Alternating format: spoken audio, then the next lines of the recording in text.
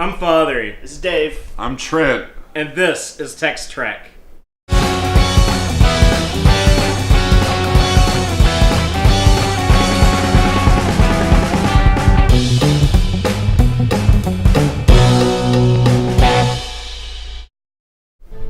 Tonight we're going to be talking about the 7th episode of Star Trek Discovery with the awesome title, Magics to Make the Sanest Man Go Mad. It's what I think of as the second part of the Harry Mudd series, actually. Yeah. Eventually they'll collect that in a Blu-ray collection. It'll be the Harry Mudd stuff and just all that together. All the Mudd episodes. Yeah. I mean, it'd be kind of cool. And we have Trent with us today to talk about this, and Dave is back from his away mission, so we have this great trifecta that rivals the Kirk, Spock, McCoy triangle. Ooh. Jesus. I don't know about all that. We take it serious for the 27th installment of the Tex-Trek podcast. Barclay, Troy, Bashir. Yeah. Kind of weird. But for people who may have missed previous episodes, Trent's been with us before. Yeah, I've been around. On, what was the one? We talked about the encounter at Farpoint with him, Yep. and also Emissary with him. So. Yep. I was there for those. He's a big Next Generation and DS9 guy. You made it through Encounter at Farpoint. Yeah. How are you liking? Can we just like in general? How are you liking Discovery so far? So far so good. I think. Like I'm not in love with Discovery just yet, but I feel like so far it's off to a really solid start. I feel like it's been like progressing kind of quickly after what I thought was a little bit of a stumbly start. Just kind of waiting to get the crew gelling, and I feel like every episode they've been really like. I've been liking the crew so much more with each episode. Yeah, I think that these things take time. Star Trek is like a really character-based show, and when you don't know any of the characters, it's really hard to tell good stories. But now that we've spent a couple weeks with these characters, I think it's getting there. I feel like this show, there's 7 episodes into it, we have the most well-written, well-developed characters out of any of the 6 Star Trek shows. I think so. I mean, every Star Trek, I feel like, every Star Trek I've seen doesn't kind of stumbles out of the gate a little bit. Except for the original series. But the original series only really dealt with 3 primary characters, and then you had like a whole lot of secondary characters that were kind of written inconsistently. Yeah. Sure, and different goals, I gotta say. Yeah. I feel like many of the previous iterations of Treks were primarily kind of plot-driven. They had lively characters along the way, but character development wasn't a thing for them because they were going to basically reset every episode. Yeah. With minor, Picard hates the Borgs after they'd messed with him. Yeah. Kind of stuff going on. I kind of have to agree. Overall, I think these are the strongest, kind of most compelling characters that they've had. For their, if you're looking at the character side of things. Yeah. And I love TOS season 1. Mm-hmm. So I'm not sure how season 1 Discovery is going to compare to that, but I think it's clear at this point that Discovery is going to have the second best first season, if not the best first season out of any Star Trek show.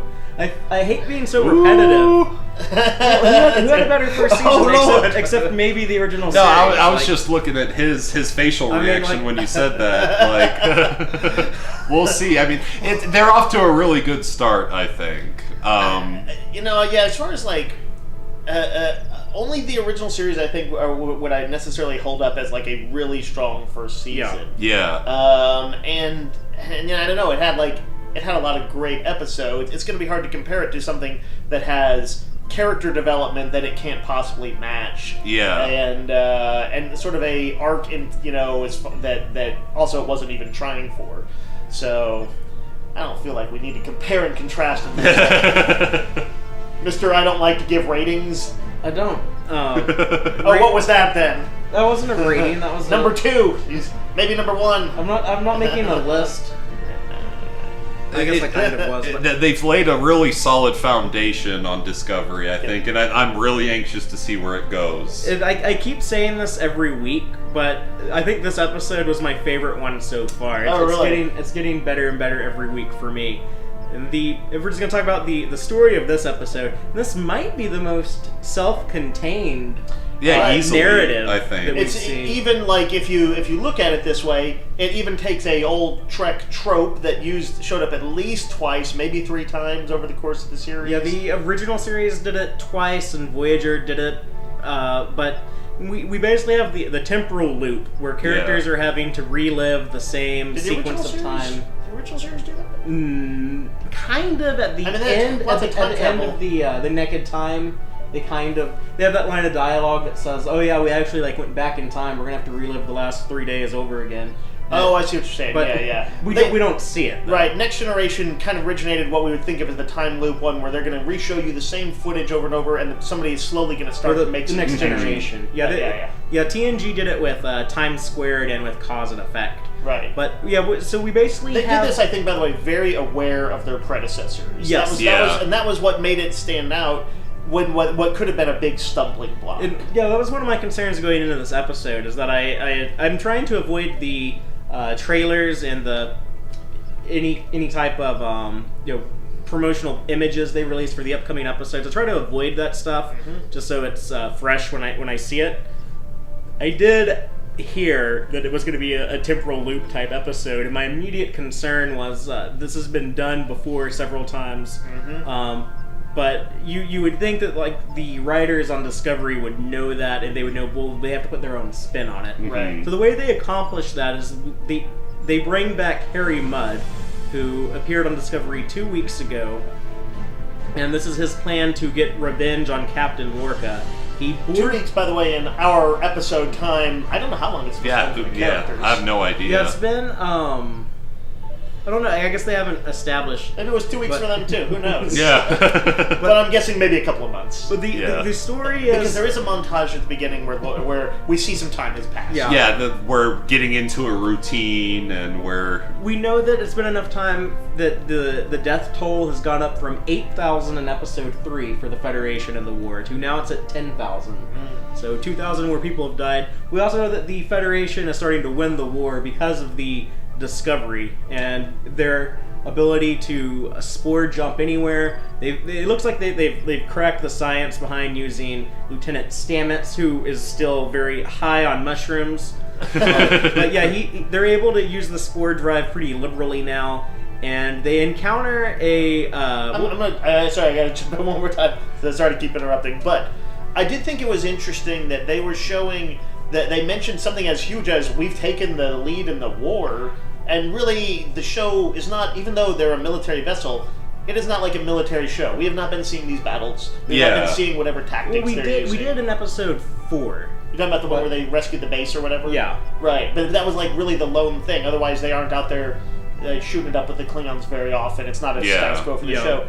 And that's interesting to me because they made the first season about war, but not a combat show, I guess I should say. It's still character and idea based, which is what it should be. Choice, yeah. Yeah, and then I want to see the big epic space battles like we saw at the Battle of the Binary Stars, but I don't want that to be commonplace. I want that to be how it was on Deep Space Nine, where it feels like an event anytime you have a little bit like maybe on Game of Thrones. Big battles are fairly infrequent, but occasionally they'll throw some budget at them, and sometimes though they're kind of off screen. And which is probably a budgetary thing. There's been battles in the books that they don't show on the show. Right. But yeah, I like how in Game of Thrones, those battles, they have names like the Blackwater Bay or the Battle of the Bastards and stuff like that. And so I like that Discovery have the characters call that battle from the second episode the Battle of the Binary Stars. The Binary Stars, yeah. That kind of has that importance. But as far as this episode goes, we kick things off with the crew are having a party celebrating the Starfleet starting to win the war, I suppose. Kind of a military thing they put in movies and stuff. You have soldiers partying when they're not in combat. It's like Starship Troopers when Gary Busey's brother breaks out his electric violin. That's exactly what I was thinking. I knew that. And they're throwing around by a looking metal. At you, I can tell. A metal football, and they have kegs of beer. That's right. It's futuristic because they have a metal football. That's the war I want to fight in. I would sign up to fight that war any day. Actually, come to think of it, Tilly does bear a resemblance to the redhead chick from Starship Troopers. Maybe. I A virtual duplicate, exactly the same problem. Somebody do Literally a exactly. side-by-side. Somebody do a side-by-side comparison and post it somewhere. Be sure and get her when she has the frilly hair so it matches. The crew of the Discovery, they encounter, what was the name of the space creature? It's Started with a G, like the gore. a Gamergorn? Gaunt or something like Gangergorn, something like that. Yeah. But it's a space whale. Space whale. Gormagaunt. That sounds right. I think that's like actually something from mythology. Interesting. You keep summarizing, Fatheree. I'll look it up. So they find this endangered species in space. They bring it aboard, and it turns out it was commandeered by Harry Mudd, who boards the Discovery with a time crystal. Just to back up, that does mean that literally Harry Mudd was somehow inside a space whale. Yeah. Just in case people don't have a clear visual of this, in case they haven't watched the episode. Just like that guy in the Quran. Yes. Or the Bible. But the creature carries Mudd onto the ship, and he has a time crystal where he's able to replay the last 30 minutes over and over again. He's able to use this to bypass all the security on the ship, learn about the spore drive, with the intent to take Captain Lorca's ship, give it to the Klingons, because they will reward him heavily for this great, I guess, what would you call it? Like, it's the reason why we're led to believe it's the reason why the Federation is winning. You're talking about their experimental drive and all that. Yeah, right? Yeah. That's what the whole show has been about thus far. Like a one and only kind of ship. Mm-hmm. So it's like the ace up the Federation's sleeve.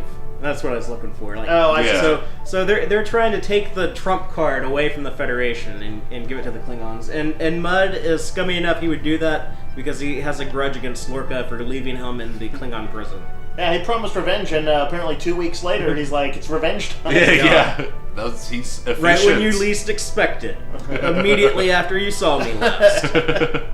So just you go around, just your hot take on this episode. We'll start with Dave. What did you think about this episode? How's it stack up to the others? One of my favorites out of the gate so far. Yeah.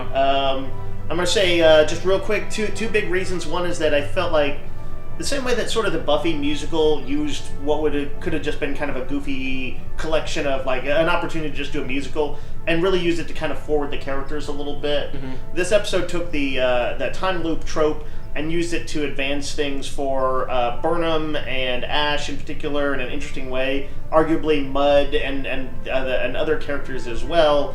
There was lots of interesting character developments and stuff in what could have, instead of just we need to solve the problem, it's we need to solve the problem and we're finding out interesting things about these people.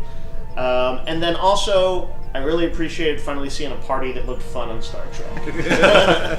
There was like bumping jams, and like people dressed casually, and they looked like they were about to go have sex at times, so it looked like they were having a good time. Mm-hmm. The choice of music is interesting because Star Trek generally only uses music that is classical, that's hundreds of years old now. Right. Mm-hmm. And so this or jazz maybe. Jazz might be acceptable. People would still listen to Al Green in the 23rd century. I feel you can always jam Al Green. And then they had some like a club mix of like Staying Alive. Yeah. Which I thought was maybe a little on the nose as far as kind of what the episode was doing, but that song shows up in everything, so I think it's like really cheap to get the rights to use that song. Like the BJ's only saying it's the Wilhelm scream of house music. Possibly. Like I think like if you like tell like the Bee Gees like I'll take you out to eat at Olive Garden if you let me use this song. They're like, okay, it's on. Go for it. Trent, what did you think about tonight's episode? I think we're getting there. I think we're getting from I don't know. I feel like the show wants to feel like Star Trek right now. Like I was talking to you about this maybe this last week. Early on, I wasn't sure it wanted to. Yeah, I think that they're getting from being a show about Star Trek to being a Star Trek show. It's interesting. Because we were talking about this. Do you this, think some of the people watching wanted it to be a show about Star Trek? I sure hope not. Because like no good episode of Star Trek was worried about, will this feel like Star Trek? Right. And I feel like early on, they really wanted this show to feel like Star Trek. They wanted to hit all of those familiar sort of things, and so I understand why they want to wheel out the old time loop to make the show familiar to the Star Trek fans. But I feel like this did something a little bit extra, and I don't know, I just really liked it. I've been kind of, my qualm with the show from the get-go has been that I didn't feel like they captured the Trek ethos. Yeah, the tone was a little off. The tone, and I felt like war was going to be its game, and like Lorca was going to be like the driving force. And as much as I actually liked Lorca as a character, I didn't want him quite as much in the lead role as he sometimes felt like he was. And as we've seen the crew gel more and just interact more to solve problems and stuff like that, and do like more Trek-y things, it has felt much more Trek to me in the last 2-3 episodes. Yes, and the last 2 episodes I think were when I sort of bought into it, when I was like, okay, this is a Trek show. It's not a show about Trek. It's a Star Trek show that I'm watching right now. And what you said earlier about it being more character driven, I think we saw a lot of that last week, where you had like a very simple, had a real simple plot. It was like Sarek is in danger, let's have a rescue mission to go get him. But then you also had like a whole lot of character stuff that you're able to showcase. Right, it's really all about Burnham's relationship with him is really the driving force. And then this week you have like a cool yet familiar narrative with you have the whole ship is having to relive these last few minutes unless someone can figure out how to stop the cycle, and they're able to use that and have the cool character beats at the same time. We got a lot of development with Ash Tyler, and with Michael we learn more about her backstory. Again, every week this show shows her do something really cool that I love this character, and I know some people have problems with her, but every episode she does something super impressive. Where I thought this was so cool when they established the dark matter is like the most painful way to die, and she kills herself with it to force Mud to like that was a great little scene. It's like every week she always does something that's super clever, or like she solves some type of problem. She just comes off as like the most competent person ever, and I just love how they balance that with this very emotionally damaged character. Most competent mutineer, more like it. Yeah, that's the thing, is like she's so competent, but she's not like the perfect Mary Sue. She does fuck up. She does have vulnerabilities. Yeah, I mean, that's really the worst case you could get would be a Mary Sue character, and so you need to have characters. Which Star Trek kind of does sometimes. They do. You sometimes get, and especially like with female characters, in the effort to have strong female characters, you go so far in the direction of making them empowered that you forget to make them really interesting. Yeah, it's a risk, and it's not just for female characters, of course, but that is like that's one of our points of awareness and attempts at development, and there were some stumbles at times. And Fatheree, is that your general your take on the episode? So you really like Burnham. What was your overall feel for the episode? Like I keep saying, like every week I like this episode more than what I saw last time. But I think what I loved most is that this did feel the most Star Trek-ish traditional. I wasn't sure if they were ever going to really kind of do an episode like that. Where you have an episode it's more self-contained. It's like, okay, here's the problem. We set up the problem. They've done that on a few cases. And resolve it. They had to beam over to the ship and deal with the tardigrade and all that stuff. But that also kind of ended with a bit of mystery that was part of their serial story, where they didn't know how the tardigrade got there, or they didn't know exactly what happened, and they didn't exactly resolve it by the end. And then there was, they did do, there was sort of done in one when they rescued that colony or whatever, or rescue Sarek. So those are kind of done in one episodes.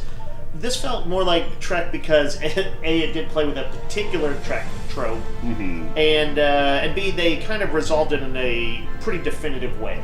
And it didn't feel like it was trying to forward the ongoing arc in any way. Really, the only thing it did to try to continue any storylines. Felt like it forwarded character development, but not plot. Yeah, with Ash and Michael. Right. And I guess to an extent with Stamets. Who speaking of Stamets, this was the most Stamets central episode we've seen thus far. Yeah. So what do y'all think of Lieutenant Stamets in this episode? Well, I'm trying to figure out what his deal is. Obviously, that's a big thing. But it was interesting to see him balancing between his kind of weird new persona, his spaced out kind of thing, but also still enough himself that his boyfriend is he's been a little off lately, and still reined in enough to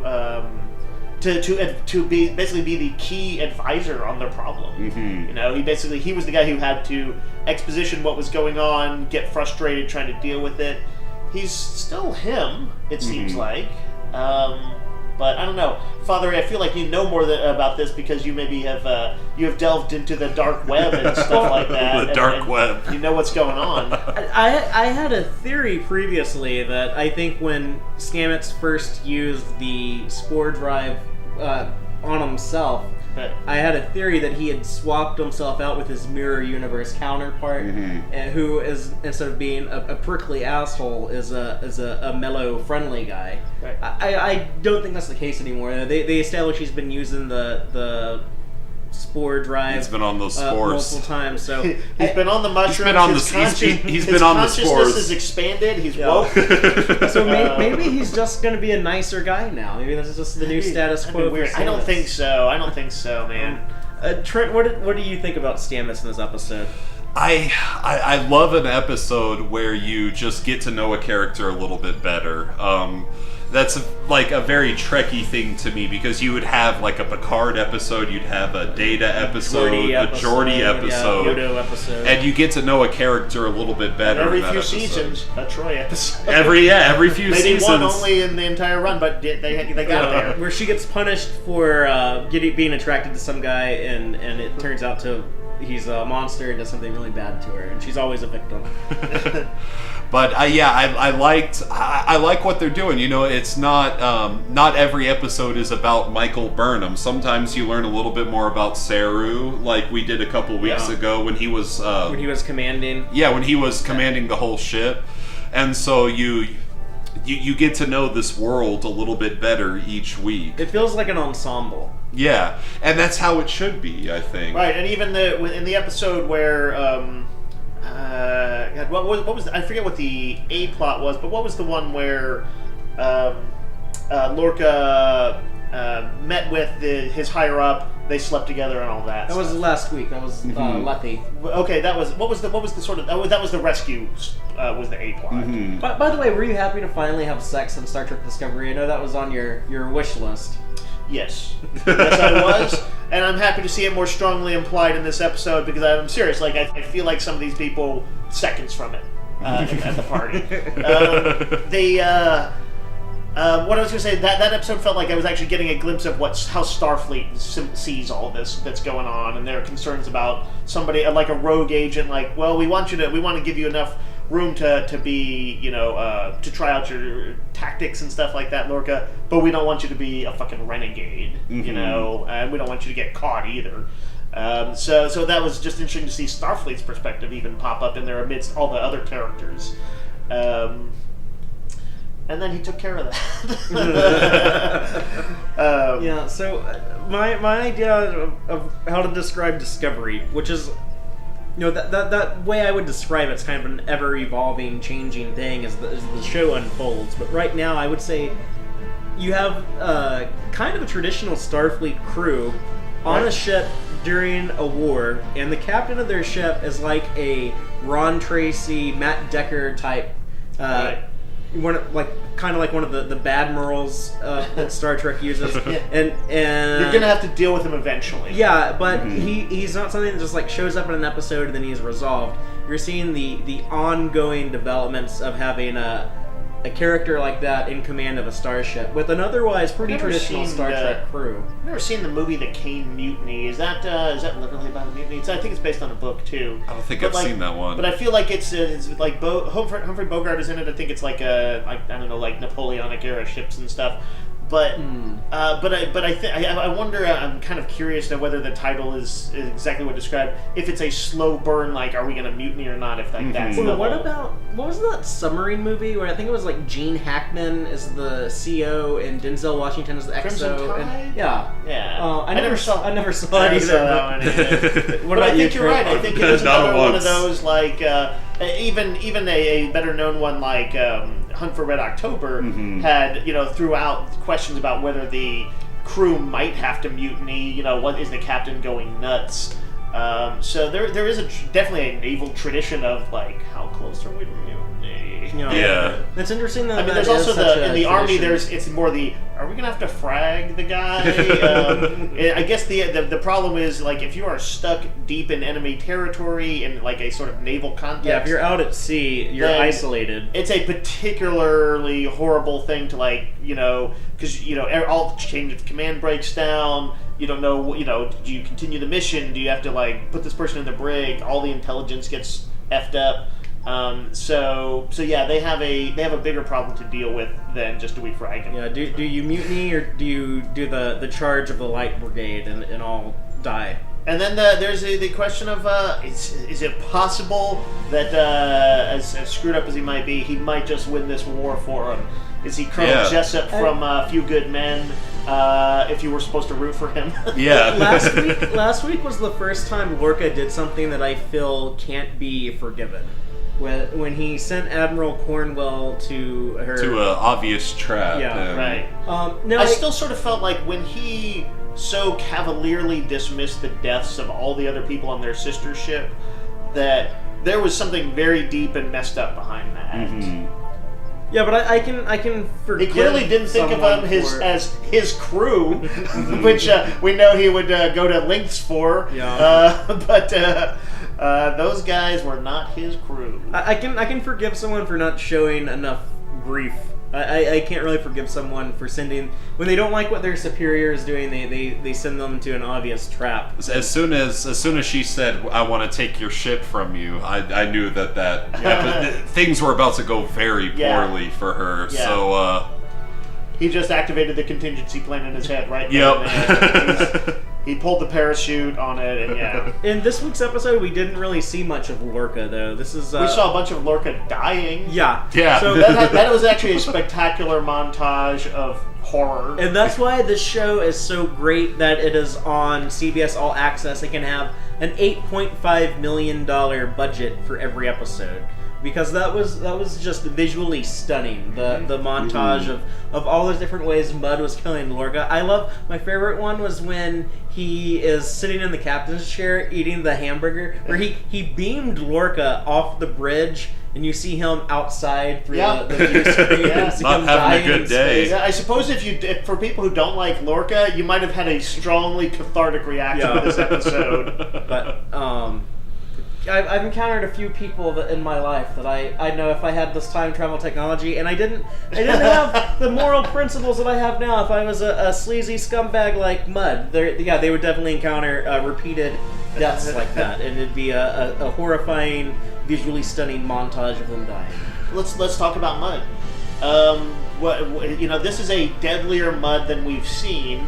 In his way, much more effective than he was on TOS, but also kind of a victim of his own foibles. What did y'all think? Do you like Mudd? Do you buy it? I like it. I think it's consistent with what we know about him.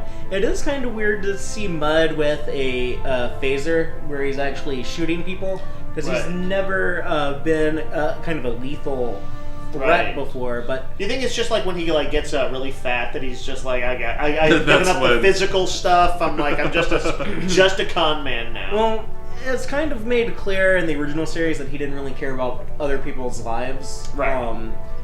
With his original plan and Mudd's women to take the ship from Kirk, and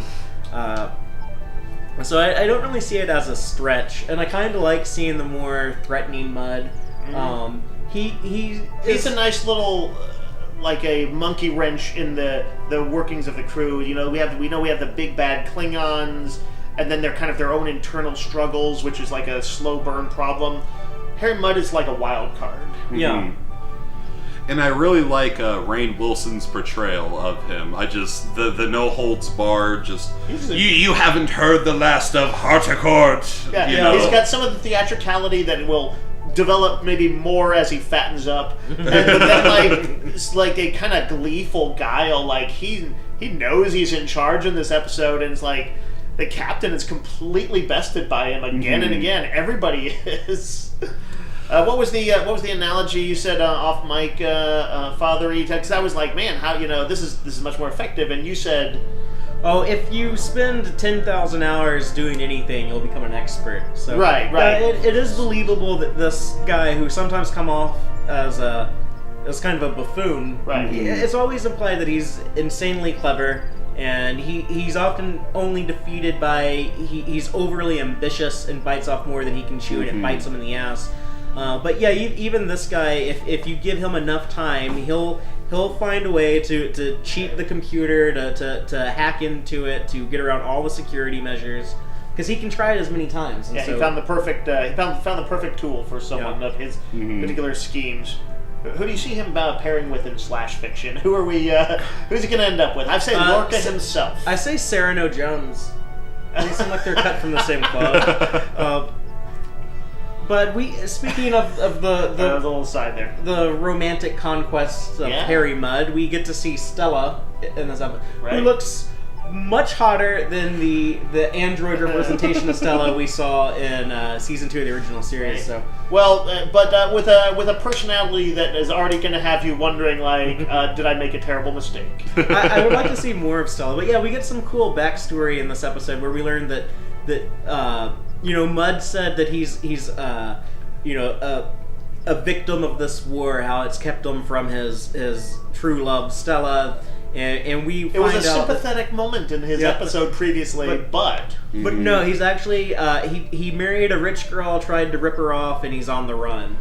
Right. And her dad is, I guess, a space baron, which I'm okay with, because in those early TOS episodes, before they realized, people will be talking about this shit on the internet 51 years from now, they would kind of just like throw in something, like in the episode Miri McCoy says something about like, we'll relay this back to Space Command and they'll take care of the kids on this planet. It was like, what the hell is Space Command? Like, they just like make up weird little stuff like that. So I'm okay with them saying like this guy is a baron. It sounds like one of those weird TOS things that it sounds cool for the episode. I could easily imagine in the kind of more rough and tumble heyday of the early expansion of the Federation that they might have little mini fiefdoms and stuff on the edge of the outside of Federation space, in contested areas or gray area places where they did set this up, and so like it or not, there's a little bit of old school feudalism surviving on the fringes. If I could get away with it, I would want to become a baron and make people call me baron.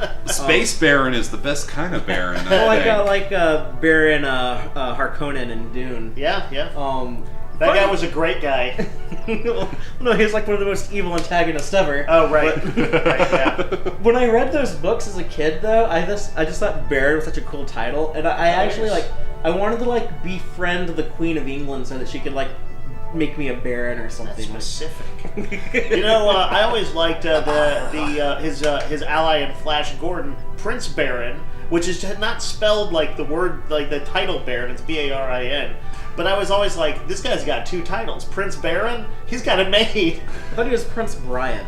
No, it's Baron. Barin. I think in the Buster Crab one, they call him Prince Brian. I could see that. I think you're probably wrong, but I can see it. Maybe.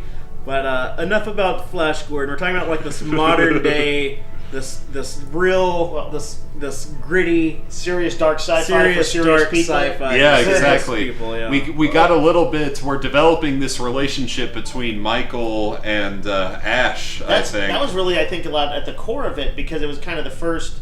She does not make emotional connections these days. Yeah, we've already seen that she's been struggling with. She and Tilly actually have done that, but it's still slightly.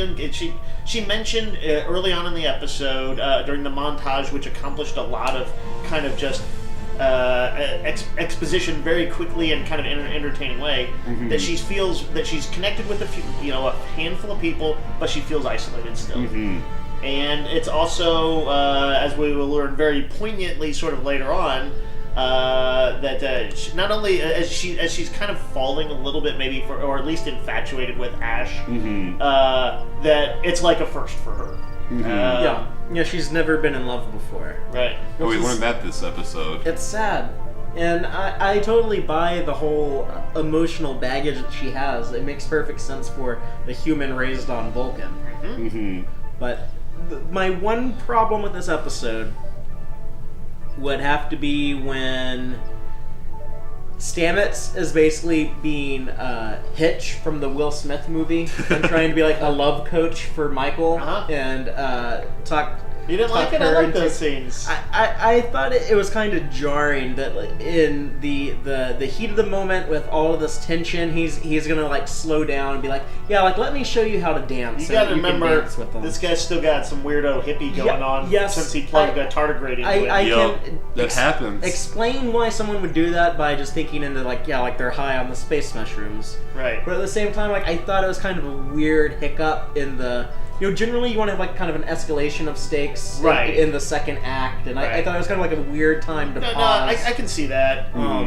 There's that is usually the case. I liked that, honestly, that they changed it up a little bit, and I will attribute partially to his personality. They didn't particularly explain it, but I would think like if you realized you were in a time loop, at a certain point you might just start messing with it, and you're like just like have fun, like in Groundhog's Day when. Yeah, that's what I was gonna say. Is this is Star Trek Groundhog's Day with less Bill Murray.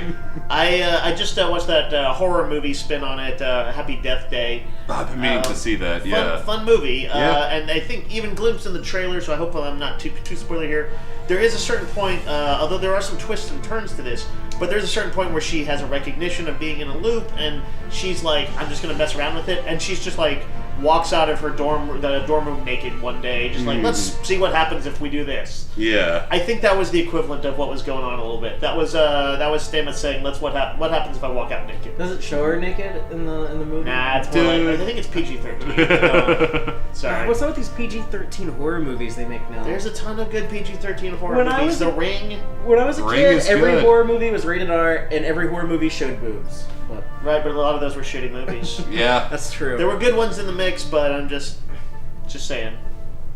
The Thing is a great rated R horror movie that's boobless. Speaking of, not a boob in sight. Like, womanless, like it's like an all man movie. Yeah, it's a sausage fest up in the Thing. Metamorphosing thing should have formed a boob somewhere in there. Yeah, it's just, maybe they can CG that in a director's cut, just to satisfy Fatheree's lusts. Yeah, me and James Cameron need to talk about that. Speaking of the showing of boobs, though, the interesting thing about Star Trek Discovery is that they've said the fuck word. Right? The fuck word. They've said it. They've shown where no man has gone before. They've shown like mutilated corpses. Right? And they haven't. You're wondering where the nudity is. Yeah, like they could do it. We knew it was a possibility, and I think they're ramping up slowly. Here's what I'm gonna guess. I'm gonna guess we're gonna get man ass soon. Man-ass. We're gonna make that leap. Brace yourself, yeah. I can see our most established couple on the show is a gay couple, so I'm saying that's probably gonna happen. Some man-ass action with Stamets and Culber. Yep. Yeah. They both got nice asses. Or what if our first nudity is Saru? I didn't even know what he's got going on. What if it's Mud? Or Mud and Saru.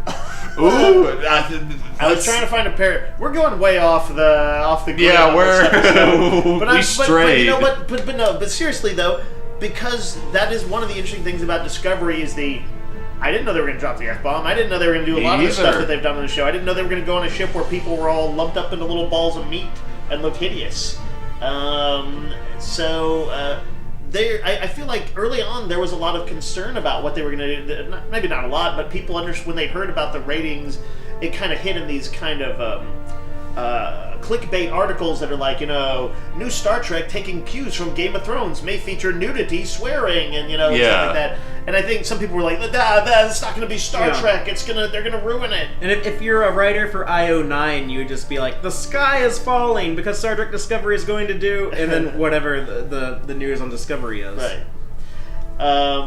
People are, you would think sci-fi fans would be a little bit more open to sort of progressive agendas and sort of trying to evolve something, but that is not always the case. Well, the internet has become like the land of immediate reactions. Sure. Because of the hot takes are...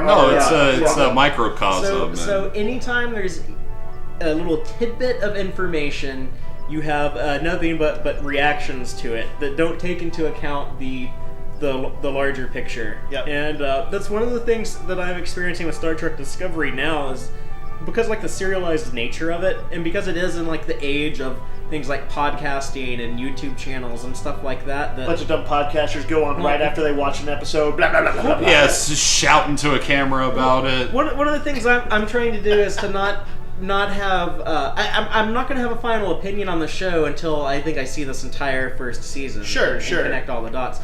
And what I said earlier about like my idea of what the show is, it's kind of like an ever evolving, changing thing. It's weird because I love being able to talk about every week and you know what my view is and how it's changed from last week. Right, but yeah, because it's not like it's not self-contained in the way many previous iterations of Trek were. Yeah. You can't just say this is my final judgment on this episode because it's not. That's not the kind of show they're running. They do feel like chapters of a book, which is how Brian Fuller first pitched it. Years ago. And crazily enough, despite all of the fear-mongering in IO9 articles, somehow it's doing well, got renewed for a second season, and I'm seeing increasingly enthused fans. You know, so I think even though we're not going to form final opinions on the show, I think it's safe to say that we have a winner here as far as something that will stick around, and we'll be talking about it on Tex-Trek next year. Absolutely, I think they've said like the season 2 probably won't start till early 2019. So. Oh really? Yeah. It's gonna be weird when we hit our first big gap. That's coming up in a couple of weeks, but it's okay because Dave and I are currently rather slowly working our way through the novel Star Trek Discovery Desperate Hours, which we will be talking about sometime after episode 9 airs. It's good. The hot take on that is it's pretty good so far, and I would definitely recommend anybody who's enjoying Discovery go ahead and give it a shot. And we also have some Star Trek comic book stuff that we're going to be talking about. I think that's about 2 months out, or a month or we have like the Takavma comic keeps getting delayed. It looks like it was supposed to come out in October, and it's damn near November, and it's still not out yet. But yeah, that'll be out soon. We also have some Next Generation Mirror Universe stuff to talk about with Star Trek Discovery, the Next Generation Mirror Broken. Right. So we'll be talking about that around the time the trade paperback comes out within the next couple of months. And then we'll be wrapping up our Star Trek Discovery talk starting in January when the rest of the episodes drop. So just to close off, Dave, any final thoughts on magics to make the sanest man go mad? Did he actually... He said something close to that in the episode, didn't he? He actually, said the title. When Ash confronts him in engineering and asks, how did you escape your prison? He said that his insect... I thought Lorca killed the insect steward, by the way. I mean, threw him into the wall. That's what I thought. I guess it survived, though. I've thought like I've killed roaches, and then I come back later. A space bug would probably be tougher, yeah. But yeah, he said that him and Stewart pulled off a magic act that would make the finest escape artist blush, or something like that. And that's pretty close. And incidentally, I guess we didn't, just as a real quick aside, the title, Mudd basically knows the ship so well that he is acting like a magician throughout it. His theatricality is like, you're gonna come in here, you're gonna come in here and pull phasers on me. I'm gonna put up a force field like this. I'm gonna have you beamed right out into space. He basically becomes Q. Yeah, it becomes Q. There's a high-tech Flash villain named Abracadabra who's actually from the 30th century, 64th century, 64th century, I think, maybe 54th. Teched out magician, but basically it's the science indistinguishable from magic kind of thing. Have they used him on the TV show? I think they did. I actually saw it running in the background at the store the other day. He kind of had white hair and looked a little Dr. Strange-ish. It probably sucked compared to the comics. I haven't seen any of the new season, but... I've never seen him used well in the comics. Jeff Johns was hinting at this Abracadabra story he was going to do, and then New 52 happened, and they never did it. That's too bad. Which sucks, because I think Johns would have done it right. But I did like magic user Harry Mudd. That was a fun notion, and it was fun to watch. I think Rainn Wilson had to be living it up. Yeah, that would have been so fun to play that role. Lorca is such a hard ass on the show, and he got to just trounce the shit out of it. Yeah, we got to see him put in his place. I did have one or two other notes that I just wanted to something I wanted to mention. One was when Mudd was talking about that insect, he mentions he said that it didn't come with him or something like that, and that insects have no loyalty. I have this weird feeling that is going to be a little prelude to the return of their tardigrade, because I believe it's going to end up being a loyal insect. Does Ripper the tardigrade have any reason to have loyalty to the ship when I don't know. the only good thing they did for him was let him go? Sure, but Ripper the Tardigrade's coming back. But Book you know, it. depending on how it like reads people or something, and it's like perceives them, it could also have perceived their intent and their heart, and that And they said it could be sentient. That Tilly and Stamets and Burnham all had sort of good intentions and heroic natures in there. It did seem to bond with Burnham over the spores. I'm just so that was just him mentioning lack of loyalty in insects is a kind of weird thing. So I feel like they're setting like just a minor thing up. I think you're reading too much into it. I think that was just to explain why he didn't have the insect with him. Do you think people would really have wondered why he didn't have the insect with him? That's what I was wondering the whole fucking episode. So, So apparently, it's my one big complaint. Is if I have one complaint, they never went there. All right. So and here's the other thing I want to mention. I liked Mud's spacesuit. He had a cool space helmet. His slightly goofy Ant-Man helmet was also iconic, though. Might be an Endorian space helmet. I want to see it at conventions. I think the first person to cosplay that is going to be a badass. I want to own one. If I had that, I'd never take it off. I would wear it and call myself the Space Baron.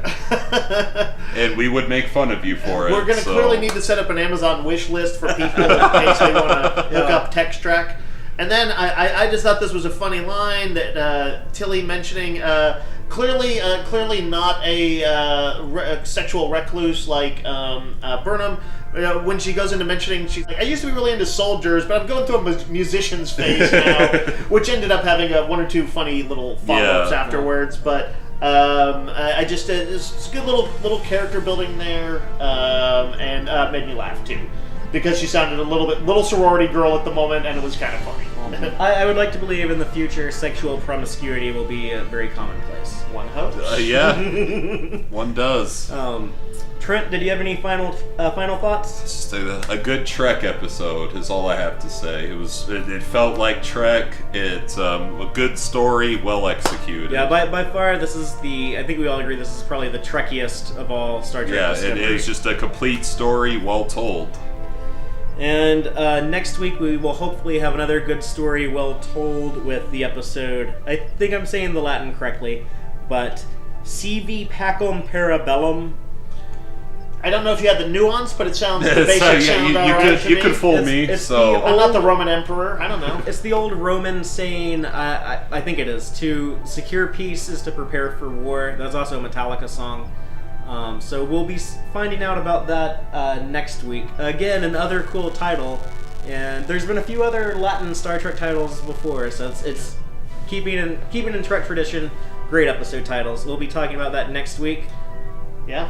And so until then, live long and prosper, y'all. Thank all of you so much for checking out this installment of Tex-Trek. I hope you enjoyed it. Please be sure to like our YouTube videos and subscribe to our channel.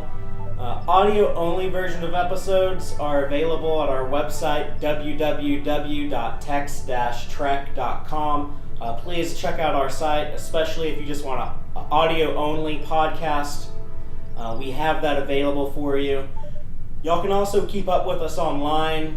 You can follow us on Twitter at TXTrek, or you can check us out on Facebook at www.facebook.com/tex-trek. Please, by all means, let us know what you think by dropping a comment anywhere you see fit. We definitely want to hear your feedback. Let us know what you liked and what you would like to see more of, what you would like to see differently going forward. If you want to email me directly, go ahead. I can be reached at fathereeactual@tex-trek.com. Thank all y'all again. Take care.